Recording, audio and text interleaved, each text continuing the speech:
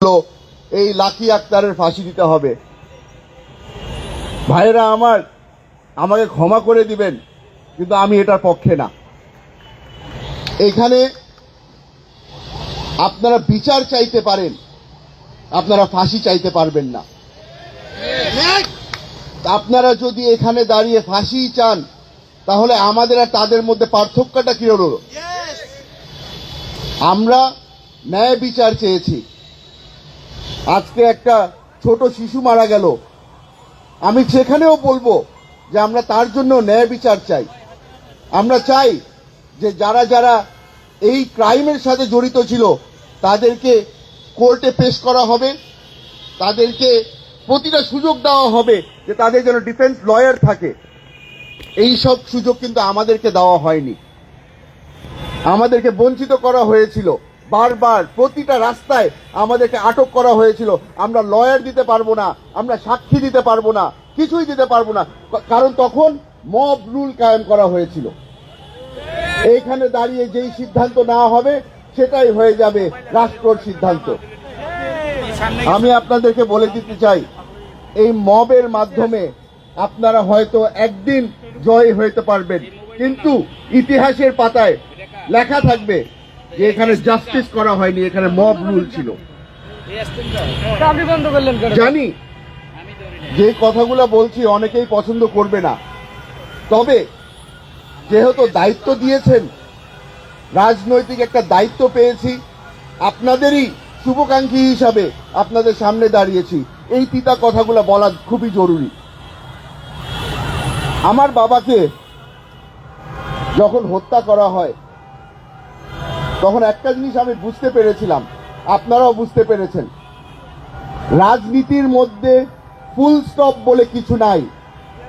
আজকে অনেক জায়গা থেকে দেখলাম অনেক ধরনের ভাষণের পরে বলা হচ্ছে এটাই বলে গেলাম ফুল স্টপ।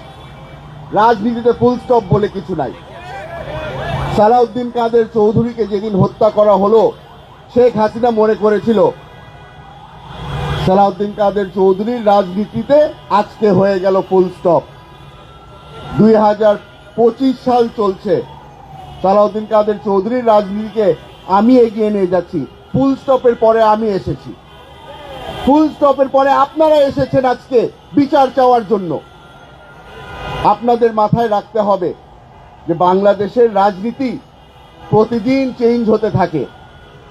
আপনাদের সচেতন হতে হবে, আপনাদের মাথায় রাখতে হবে যে আজকে যারা আপনার বন্ধু, কালকে হয়তো তারা আপনার বন্ধু থাকবে না। সবাই নিজেদের রাজনৈতিক ফায়দা নিতে চায়।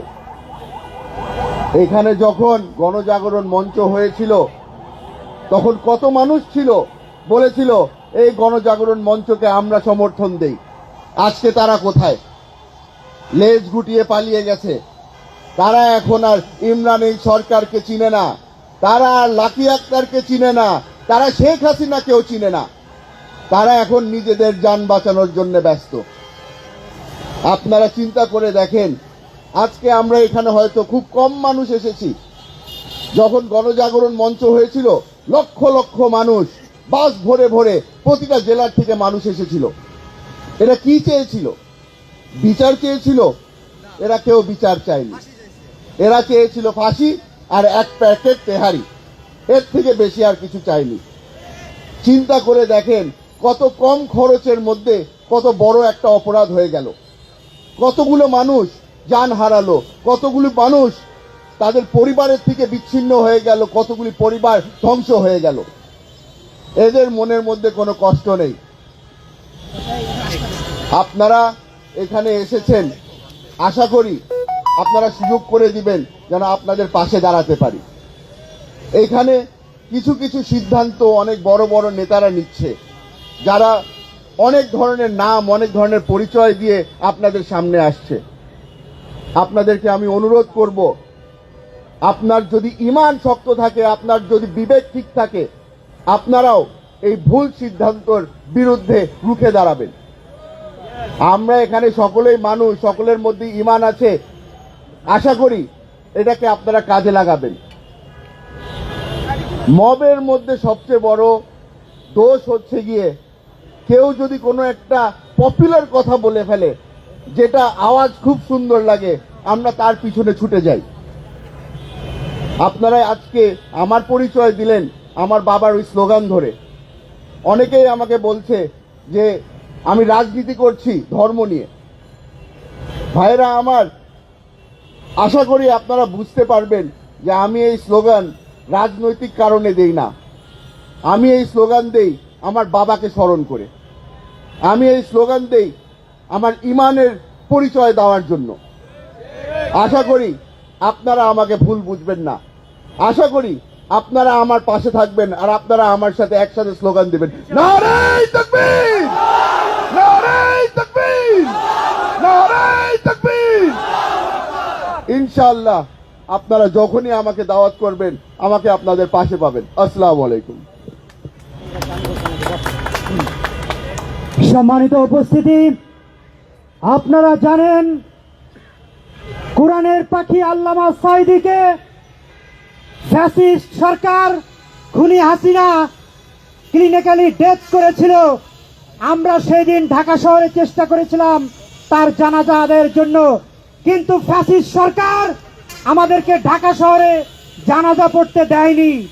তো এই পর্যায়ে আমাদের সামনে গুরুত্বপূর্ণ বক্তব্য রাখবেন আল্লামা সাঈদীর সুযোগ্য সন্তান শামীম বিন সাঈদী। আমাদের মাঝে উপস্থিত হয়েছেন শামীম বিন সাঈদী।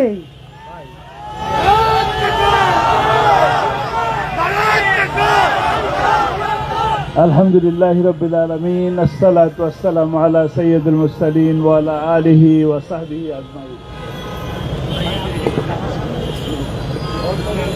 আউযু বিল্লাহি মিনাশ শাইতানির রাজীম, বিসমিল্লাহির রহমানির রহিম। ওয়া লা তাকুলু লিমান ইউকতালু ফি সাবিলিল্লাহি আমওয়াত বাল আহইয়া ওয়ালাকিন লা তাশউরুন। শাহবাগী